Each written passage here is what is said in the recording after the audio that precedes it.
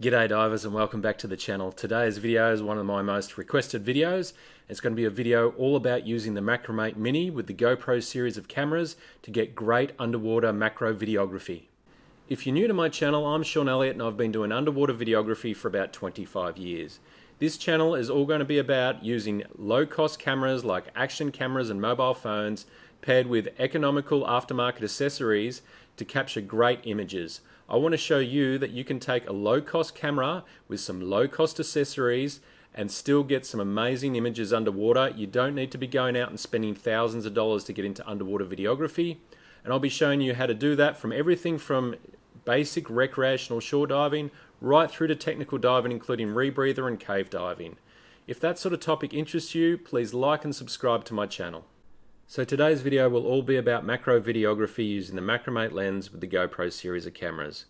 Now, they do not make the flip system yet for other action cameras, and this is one of the reasons why the GoPro is still pro superior underwater, because of aftermarket accessories like this. Because for an action camera, this is by far the best system for macro videography. It attaches to the backscatter flip system, and I can flip this in front of the camera and flip it out, and it's designed specifically for the GoPro. Given the fact that it's a plus 15 diopter, it is small, it is light, and it's an economical price. Is this the best macro lens I own? No, I own quite a lot of macro lenses, but is it the best lens for the GoPro? Absolutely, because of its size and its cost and the picture quality you get out of it. I can't guarantee that if you use this on any other camera that it will work like it does with the GoPro. For instance, I tried this on a mobile phone and I didn't like the picture quality out of it at all. So it works really well with the GoPro, what it was designed to use for, but if you try and use it on any other camera, then up to you to see how it comes out. It is a 55mm thread, so as long as you can get a 55mm thread onto your camera, then you can give it a go. Obviously, if it's anything bigger than a mobile phone or an action camera though, it's far too small and you'll pick the lens up in the image. So it is designed purely for a GoPro, so I'm recommending it for GoPro. So I will put chapters in this video so you can come back and just look at the bits that you're interested in. But the topics we're going to cover today is we're going to quickly talk about, are you ready to do underwater videography, especially macro videography, because a large part of getting good shots comes down to how good your diving skills are underwater. Then I'll look at the minimum hardware you need, plus what I would probably recommend that you work up towards. Then we'll look at the settings for the GoPro, the settings in the GoPro specifically for the MacroMate Mini. Then we'll talk about techniques that you use underwater.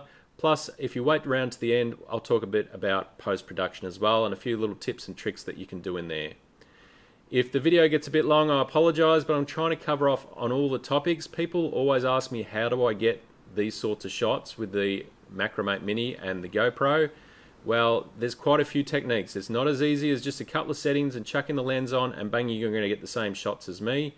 So if you want to follow along, I can guarantee you there is no hidden tricks. Every single shot that you see underwater in this video is taken with a GoPro and a MacroMate Mini. There is no magical tricks, and I don't particularly like doing post-production, so there's not even a lot in the post-production section. So let's first talk about the elephant in the room. Are you ready to do underwater macro videography? Because you need to have nailed your buoyancy first. If you haven't nailed your buoyancy, you can do the one thing I don't want you to do, which is damage the reef. The other thing is, you're never going to get the shots you're after anyway, because you're just not going to be able to control your shot well enough. Now, I can't tell you that there's a certain number of dives or a certification level, because I've seen people on dive 1 nail their buoyancy. I've seen people that are supposedly dive professionals have no buoyancy control. It's like any sport, it's like any skill. Some people are natural at buoyancy and some people take lots and lots of dives to get it under control. You need to be honest with yourself, because unfortunately, like all things in life, normally the people I'm talking to right now don't realize that they're the problem. So have a think about your buoyancy. Have you nailed it? I'll give you some indicators, things you need to think about. Do you keep pressing the inflator and deflator during the dive? Especially if you're diving in the tropics, if you're wearing a skin or a 3mm shorty and wearing an aluminium tank, you really should pretty much not have to put any air in your BCD ever. You have no reason to be. You only need to be just a bit enough negative to go down using your breathing. So if you're wearing a heap of lead and you're chasing your buoyancy throughout a dive, then you're not ready for underwater macro videography. If you need to think about your buoyancy at any point during a dive, you're not ready. Okay, you're going to need to hold a camera, hold it dead still within 7.5 centimeters or 3 inches of your subject without thinking about your buoyancy. So if you can't do that, then you're not ready for macro videography. If on a normal dive you ever hit the reef, run into the reef, lose control of your buoyancy, or have to think about your buoyancy, then you're not ready yet. Just keep diving. There's no rush. There is plenty of things to shoot in wide. You know, take your GoPro on your selfie stick and get the shots of you swimming around the reef. But it's not until you can sit there and hover without thinking, upside down, sideways, without touching the reef, that you're ready to do underwater macro videography, because otherwise you risk damaging the reef, hurting yourself by kicking the coral, upsetting your buddies, and quite frankly, the one thing is you're not going to get the shot that you're after anyway, because you need to be able to sit dead still, and I mean dead still, to get macro videography. So let's first talk about hardware. Obviously you're going to need a GoPro. Now it won't matter whether you've got a Hero 5 all the way through to the Hero 13. The only thing is around that 1011 series, you obviously jumped to 10-bit rather than 8-bit, and you also got 5.3K 60 instead of 4K 60. Now that gives you more colors or better colors, and it also gives you the ability to crop a little bit more and still keep 4K. So there is that advantage, but they're small advantages. So don't feel that if you've got, say, a Hero 8 that you need to race out and get a Hero 13. You're still going to be able to get 98% of what you can get with the Hero 13. It is not a massive jump in quality. In fact, this is only a Hero 11. I haven't even bothered going out and getting the 13. The other thing you're going to need is the housing. We're talking about diving here, not snorkeling, and the reason you need the housing is obviously the GoPro is only designed to go to 10 meters, plus the flip system and the MacroMate is actually designed to go onto the underwater housing, not onto the bare GoPro. So you will need an underwater housing. You can get aftermarket ones for the price of a real one. Just get a real one. I've never actually found an aftermarket one that works quite as well as the GoPro one, and for the price I just get the GoPro one. So the next thing you're going to need is the backscatter flip system. This attaches to your GoPro housing. It just clamps on using an Allen key. You just tighten it, and then the MacroMate Mini can be flipped in and out in front of the lens. It just attaches via a 55mm threaded adapter. And the other handy thing about the flip system is you can attach anything else you like. You might want to attach one of their red filters because you have another flip on the top, or if you are interested in learning how you can actually attach a wide-angled lens, the AOI wide-angled lens, then check out my other videos. I actually have a way of attaching both the macro lens and the wide-angled lens, which gives you the opportunity to use macro, wide, or just the GoPro on every shot just by flipping the lenses in and out of the way. So obviously the key to all your macro videography is getting the backscatter MacroMate Mini. Now this is a +15 diopter, and it does two things for your GoPro. One, it's like putting a pair of glasses on your GoPro and it magnifies the subject. It makes it look bigger.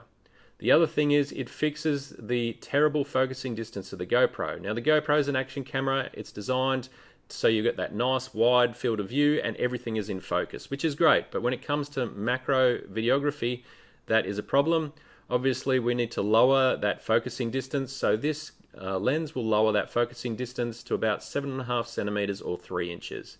But it also only focuses pretty much at that distance. You have a very short distance and a very small depth of field, and that's what makes the using a macro wet lens quite difficult, because you need to practice and learn exactly the distance you need to be from your subject whilst also staying dead still to get the shot. But without this, you'll never ever be able to get a macro shot with the GoPro. It's just too wide and it's just too far of a focusing distance. So obviously just having a GoPro and the MacroMate Mini is your absolute minimum that you need to take macro videography, but I would say that this system is the absolute minimum that you need to get into it. You want to have at least a single-handled tray, something that's going to be able to keep your shot steadier and give you something to attach things like tripods and lights to. I would then get a tripod so you can easily set it up on the bottom. This is one way you get steady shots, is you can set it up, leave the camera and get a nice steady shot. And then a light. Now you don't need to go crazy, you don't need to have dual lights really at this point for macro.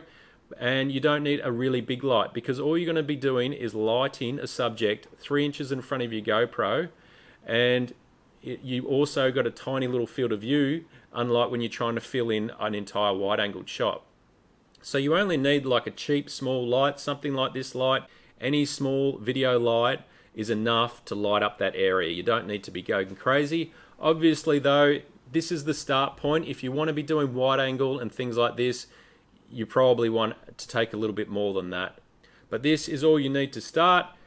If you get a tripod off eBay, 15 to 20 Australian dollars, a single handled tray, they're like 30 to 50 bucks, and you can pick up these sorts of lights for about $50.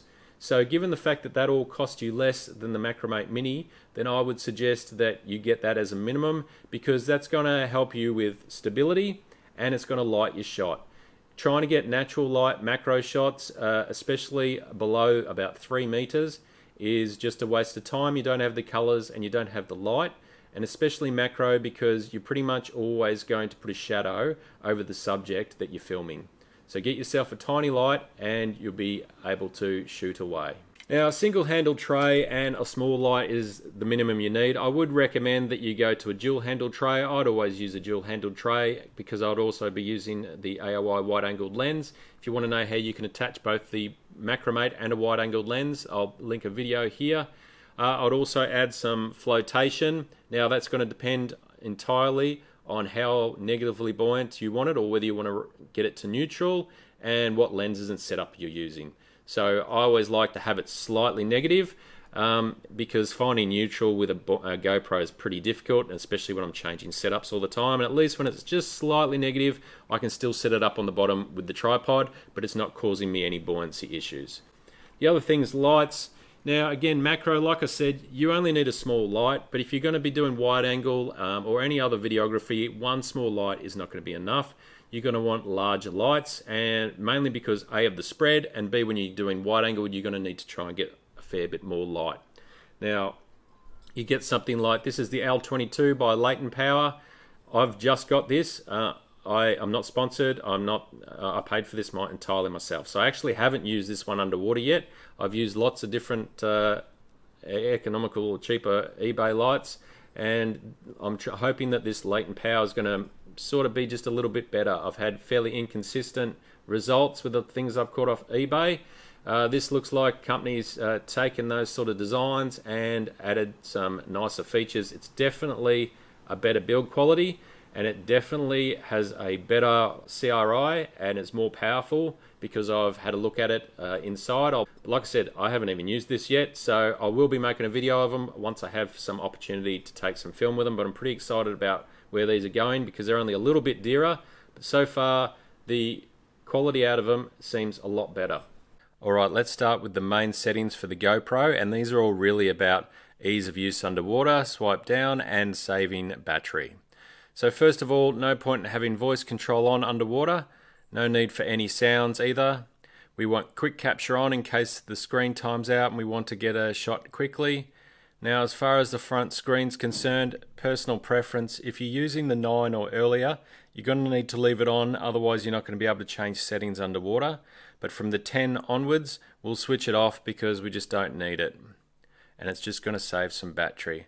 I like to leave the orientation lock on so it doesn't go into 9:16.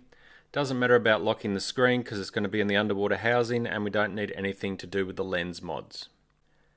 Now swipe across. We want our video mode to be on the highest quality, and we want our controls to be on Pro. Then let's go into the preferences. Now with preferences, we're really just trying to save battery here. There's obviously issues always with trying to have enough battery, and even if you've got plenty of battery, the more you can save the better. So switch your wireless connection off. Won't work underwater. Scroll down, go into general. The beep volume won't matter because we've switched the noises off. Quick capture we already set to on. Default preset, I like to leave it as last used, or you can change it to video or photo depending on what you're doing. I like to leave it as last used because if I've changed and I want to take photos, then it'll go back to that, and if I want to take video, it'll go back to that. Scroll up.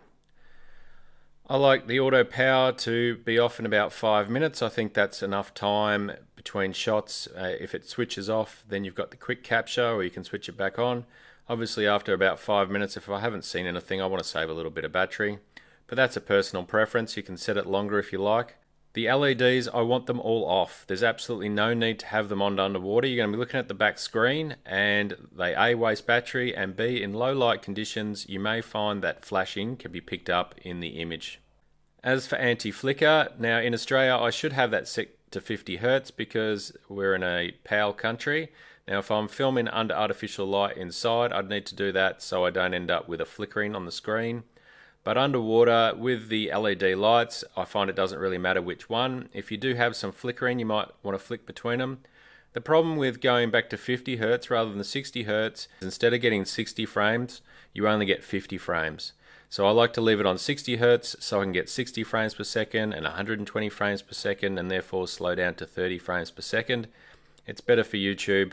But if you're having trouble with flashing lights or flickering from your LED lights, try between 50 and 60 Hertz. But you will find that most underwater LED lighting, it won't matter anyway. So that's it for all your general settings. So scroll back out, head out of general, keep going. GPS, there's no point in that being on when you're underwater. It's just going to waste battery. So switch it to off.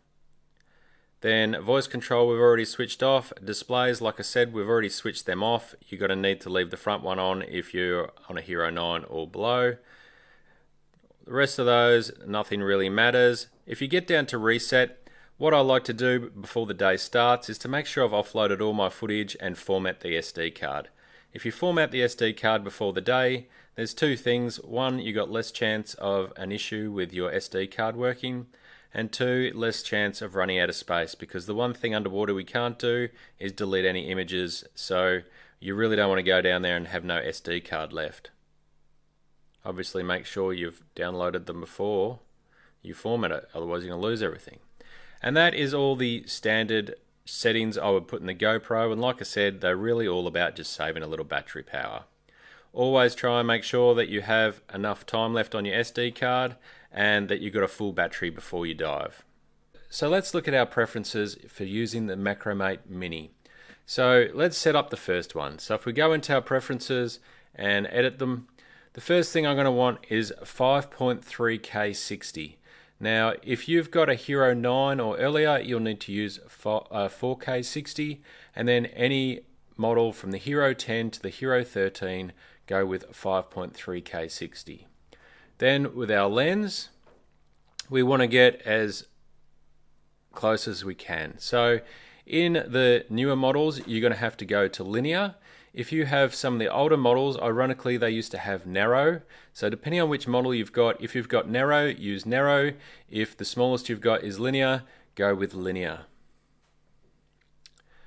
Hyper smooth, I'd only have it on. I wouldn't set it to boost or auto to start with. If you go up into the boost, a lot of models you won't be able to get the digital zoom, and you really don't want to try and rely on it. It can have some funny effects when you're looking at macro, just because of the distance to your subject. Any movement is going to take a fair bit for the stabilization to take it out, and you can get that weird jello effect. So just leave it on the lower setting, or if you're going to use a tripod for all of it, then even consider switching it off completely.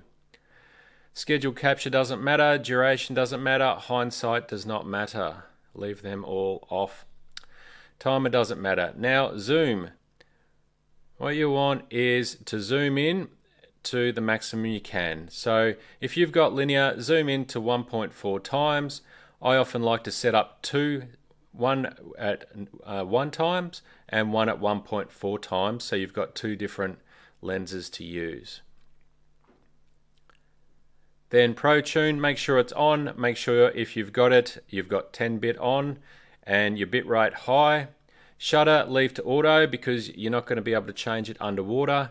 Later on, there can be times where I do play around with having set shutter speeds, but life becomes a lot more difficult and you're really going down for a set shot, because unless you're going to start using QR codes, you've got no way of changing it. It's very difficult. So for 99% of all your diving, leave your shutter on auto.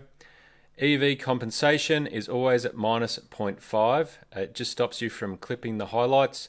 I leave that on that, doesn't matter what I'm shooting. White balance, leave it on auto. You're going to be shooting macro. It is very easy to light your subject and get the white balance right. Don't go messing around with log profiles and flat and all that sort of stuff and then try and fix it in post.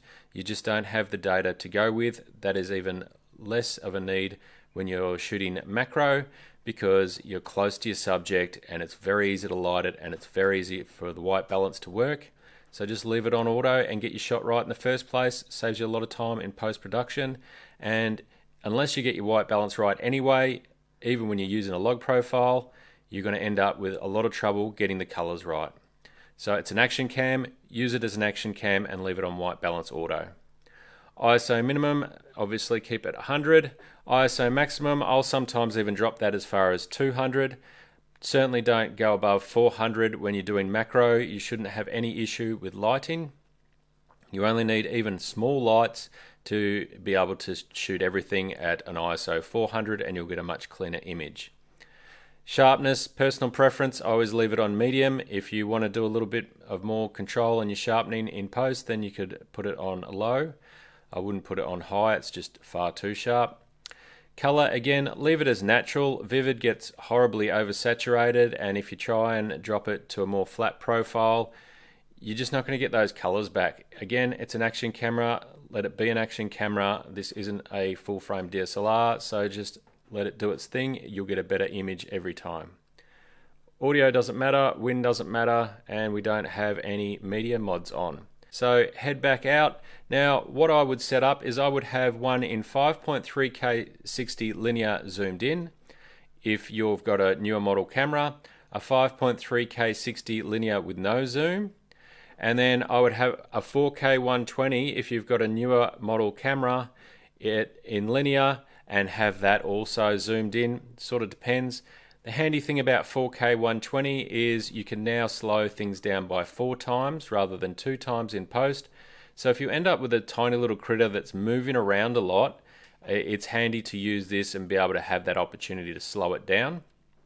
Same in very poor conditions. If you've got a lot of surge and a lot of movement, the handy thing about 4K 120 is obviously you know to only get half a second to a second of footage, because when you slow that down by 4 times, you're going to get 2 to 4 seconds of footage just with that small amount.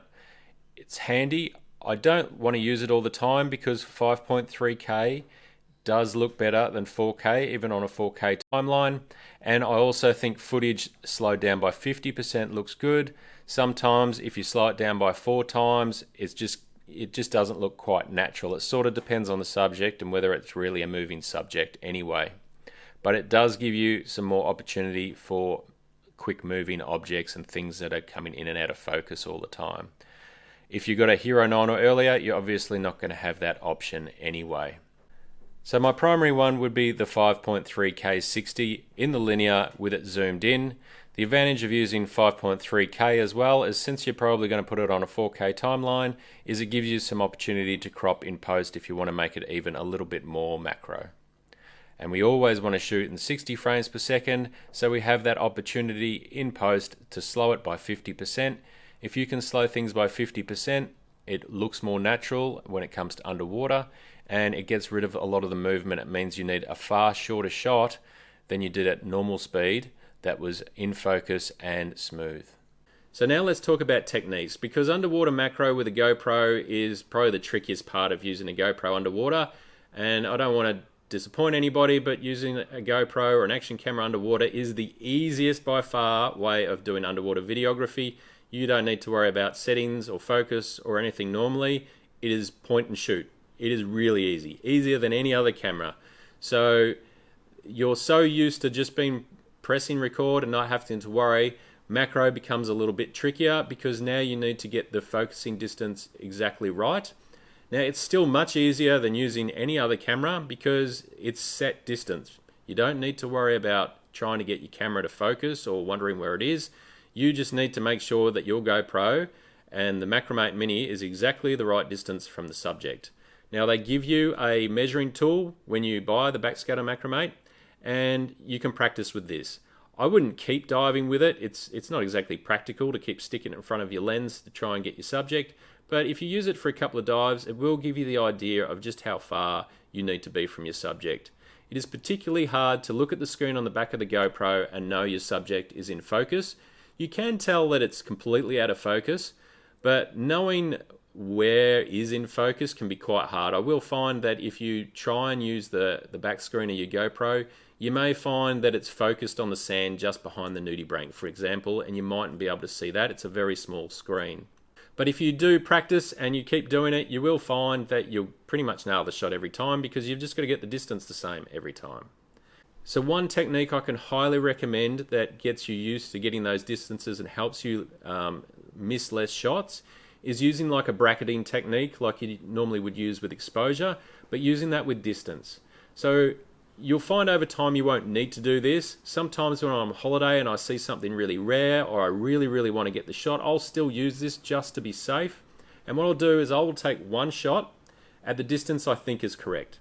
I will sit that and get that shot and make sure I count to 4 or 5 in my head to know that I've got enough time.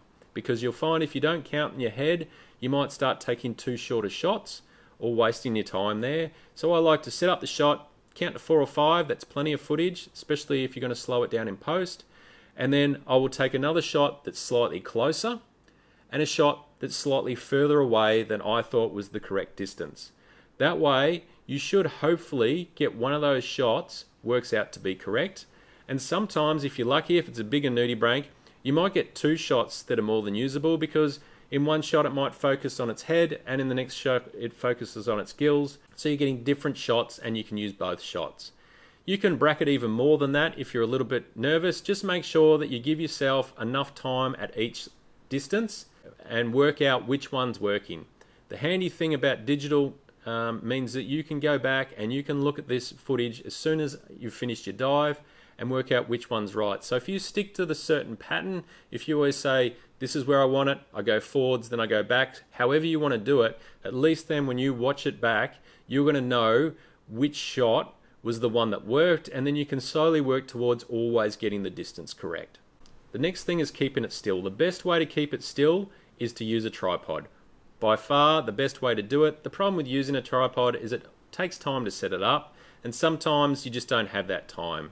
Because it's alright for when, say, I'm going out on a shore dive and I'm solo diving, I can spend all the time, I can spend the entire dive. I mean, I'd spend 2 hours just taking one picture of one nudibranch if I want to. But that's because I don't have a buddy, I'm not with a dive group. You've really got to weigh up when you're into macro videography, can you do these sorts of shots on this dive? So if you are with a buddy that's also into photography or videography, or you've got your own guide, and you can start taking much more time and taking that shot. If you're unfortunately diving in Southeast Asia and you're on a cattle truck with a bunch of other divers, then you need to be able to get in, get your shot and get out. Otherwise, you're just going to hold up the group and you're going to upset them. So don't be that person. If you're not on a dive that's suitable for taking macro, just don't take macro shots and stick to your wide-angled shots. If you've got more time, then the best thing to do is use a tripod, set your tripod up, go away from the subject, because things like nudibranchs, their gills might come back out, they hate the bubbles, they don't really care that the camera's there. So if you move away, it's set up, it's dead still, it's on the tripod, you'll get a nice still shot and you'll get a beautiful shot of the nudibranch. Sometimes you just need to think though, where's it going to move, because it can go in and out of focus, and take a couple of shots. But if you're, like I said, on that big trip, you're going to need to get in, think about your buoyancy. You might use the tripod as something to prop against while you keep hold of the camera. So maybe even just one leg. If you push one leg out forward, and you can use that to prop onto in the sand, not up against the reef, and then just hold against that and get a little bit of weight on it, then you'll get the steadier shot. The problem with digital stabilization, it doesn't work really well when you're doing macro, just because the change of the shot really changes the perspective. So you can get that weird jello effect. You can sometimes get it out, but you will find if you do anything more than a minor movement, your perspective to the subject has changed so much that no amount of digital manipulation is going to get rid of that movement. It's not really the shake, it's the change of perspective on your subject. So you need to try and get your shot nice and steady. and using a tripod is the best way to do that. Another technique to consider is time of day. Now, if you're not using your lights and you're using, say, red filters or natural light, then you need to dive in the middle of the day in the shallowest, clearest water you can. I wouldn't waste your time when it comes to macro though. But once you get lights, everybody still hears the talk about diving in the brightest part of the day. You now actually want to do the opposite. So the earlier you can dive and the later than you can dive, the easier it is to do underwater videography with lights. That's why night diving is actually the easiest. And the reason being, now you'll notice that you only need very small lights. It's very easy to light your subject because you're no longer fighting the sun. In the middle of the day when the sun's at the brightest, the issue is you have a lot of light, but it's all blue light. And you're going to need really strong lighting to overcome that blue light. So if you dive nice and early in the day or late in the evening, my favorite time, and it's often hard to get to dive at this time of day when it comes to dive shops, is twilight. If you can dive in that twilight light, it is beautiful light. It is nice, deep blues. All the fish are coming out and they're all feeding before they go to sleep. All the ones are waking up. It's just a great time. It's very peaceful. It is the best time to take photos and video and solo dive. It's just magical. So if you're using cheaper, smaller lights, or you're having trouble getting your lights to light up your subject during the day, try and take shots in areas that are darker. So go deeper or go into overhangs and swim throughs. They're the easiest place to get shots. Or start doing dives early in the morning, late in the evening, or night dives, and practice on those dives, because the less blue light you've got around, the much easier it is for you to light it with your artificial lighting, and the better your colors are going to be. When it comes to post-production with an action camera, I keep it very simple because it's an action camera. So if there's a little bit of movement, I will try and put a digital stabilizer on it, but I will look at it. Unless it fixes it perfectly with the first stabilizer I put on it, delete the image. You're better off getting your shot right the first time than messing around with stabilizers. Certainly don't use one if it makes your shot get that weird warped effect. You're better off with natural movement than a weird digital effect, okay? Personally, if the shot has much movement in it, I just won't use it. The next one is white balance. You've got no excuse not to have the white balance right when it comes to macro. That creature was 7.5 centimeters in front of your GoPro. The most basic light should have got your white balance right and your lighting right. So get your shot right first. If you need to tweak it a little bit, then fine, tweak it a little bit. Anything more than that, it's going to look strange because it's GoPro footage and you probably don't know how to perfectly nail your white balance. So if the shot doesn't look right, don't go chasing it, just delete it and move it on and try again to get your shot later on. All I'll do with my footage is 5.3K 60, I will half speed it. If it's 4K 120, I'll initially half speed it. If I need to, I might try 4 times or 25%. If it's a subject that's moving around a lot and it was having trouble staying in focus, or there's a lot of movement, because obviously the more I slow it down, the less time I need to be steady and the less time I needed it to be within focus. Like half a second is suddenly going to be 2 seconds of footage. Aim for your shots to be somewhere between 2 and 4 seconds. My initial cut, I'll normally cut them about 5 seconds, and then I will cut to the music after that. If it's anything longer than 5 seconds, people get bored generally. It depends on what the shot is. These are generalizations, of course. And anything less than 2 seconds is just too quick. So around that 3-4 seconds is all you really need for an image that's nice and steady and the white balance and light is right. The easiest thing with an action camera is, like I say, you take it in, you slow it down. If there's too much movement or the white balance isn't right, get rid of it. If it's good, then cut it to the music. If you've got 5.3K and you want to crop it in, you can crop it in a bit. Same with both of them. I like to keep my shots around 4K, and if I can keep it at 5.3K on a 4K timeline, that's going to be the crispest, nicest shot. So I'm going to do that. If I feel that the image could use some cropping, then I'll crop it. How far you want to crop it is up to you. I mean, if you're doing it on a HD timeline, then you've got plenty of room to crop. I just like to keep things around 4K. That's my preference. So I do very little cropping, I do very little stabilization, and I virtually do no color correction. The shot either worked because I had it stable and the white balance right, or it didn't and I delete it. If I want to start messing around with a heap of stuff in post-production, that's when you get an expensive camera and you can do those sorts of things. But you can get really good shots with the GoPro if you just stick to the shots that you're able to take and stop blaming post-production as being the reason you didn't get a shot. It isn't the post-production. That post-production is that much, not that much, okay? Getting the shot is knowing how to take the shot, nailing your buoyancy, and nailing the white balance underwater. Well, thanks for sticking to the end. I hope that you've got some information out of that and it's told you how I managed to get these shots with the MacroMate Mini and the GoPro. If you've got any questions, please make a comment. I'll always try and answer them. Until next time, keep blowing bubbles, and don't forget, the deeper you go, the further you get away from all those idiots.